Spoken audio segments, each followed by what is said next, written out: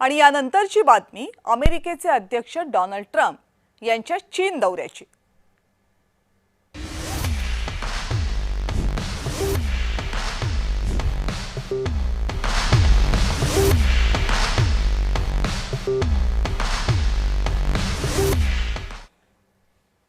अमेरिकेचे अध्यक्ष Donald Trump आणि चीनचे अध्यक्ष शी जिनपिंग यांच्यात आज द्विपक्षीय वार्ता पार पडली।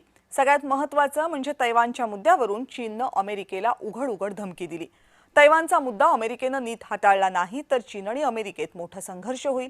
तैवानला अमेरिकेनं पाठिंबा दिलेला आम्ही अजिबात खपवून घेणार नाही अशा शब्दामध्ये जिनपिंग यांनी ट्रम्प यांना सुनावलं। इराणच्या मुद्द्यावर मात्र चीननं अमेरिकेला आश्वस्त केलं।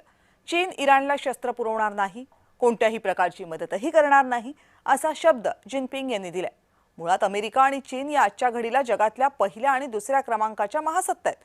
त्यांच्यात अनेक मुद्द्यांवरून संघर्ष आहे।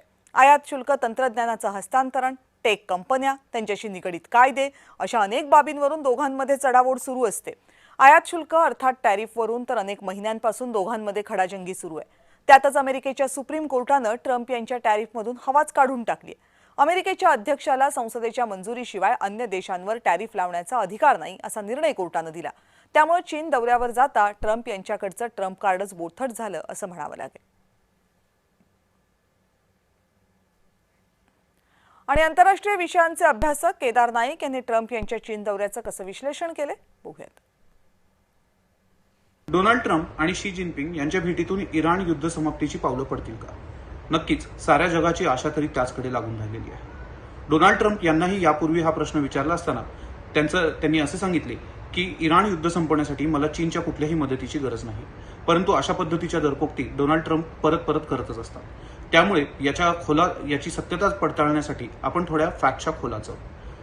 चीन हा इराणचा सर्वात मोठा व्यापारी भागीदार आहे। इराणचे 80% तेल हे चीनला निर्यात होते।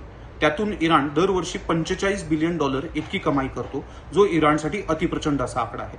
त्या व्यतिरिक्त देखील इराण आणि चीनमध्ये इन्फॉर्मल चॅनल्समधून $8 ते $10 बिलियन इतका दरवर्षी व्यापार चालतो।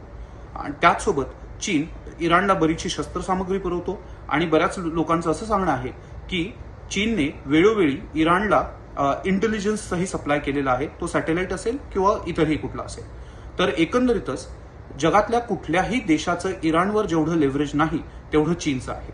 त्यामुळे डोनाल्ड ट्रम्प आणि इस्रायल यांनी सर्व प्रकारे इराणला नतमस्तक करायचा जरी प्रयत्न केला असेल आणि तरीही इराण हतबल होत नसेल तर चीनच्या माध्यमातून जे चीनचं लेव्हरेज आहे ते वापरून तरी इराण अमेरिकेच्या मागण्या मान्य करेल का असा प्रयत्न डोनाल्ड ट्रम्प नक्कीच करतील। मग आता चीन असा प्रयत्न का करेल असा एक प्रश्न पडतो।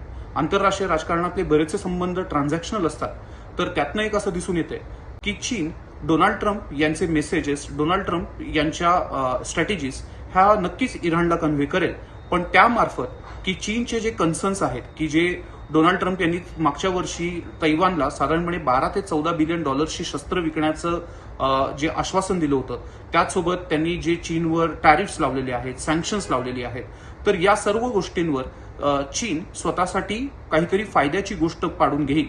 आणि हे आज दिसतच आहे की डोनाल्ड ट्रम्प यांनी स्वतःच्या चीन भेटीमध्ये तैवानवर कुठलेही वक्तव्य केलेले नाही। मागच्या वर्षी चीनवर साधारणपणे 100 ते 145% टॅरिफ्स लावणारे डोनाल्ड ट्रम्प आज मात्र टॅरिफ हा शब्द चकारही काढताना दिसत नाहीयेत। तर यातून असं दिसतंय की जसं 1972 साली निक्सन आणि माओ यांची भेट झाली होती आणि त्यातून चीनने व्हिएतनामवर व्हिएतनामचा सपोर्ट सोडला आणि व्हिएतनामवर एका पद्धतीने प्रेशर ठेवायला सुरुवात केली, तर तसंच काहीशी इतिहासाची पुनरुक्ती आता आपल्याला चीन, इराण आणि अमेरिका यांच्या बाबतीत होताना दिसू शकते। आणि या बातमीसह जयम विशेषमध्ये वेळ झाली इथेच थांबण्याची। पाहत रहा जय महाराष्ट्र।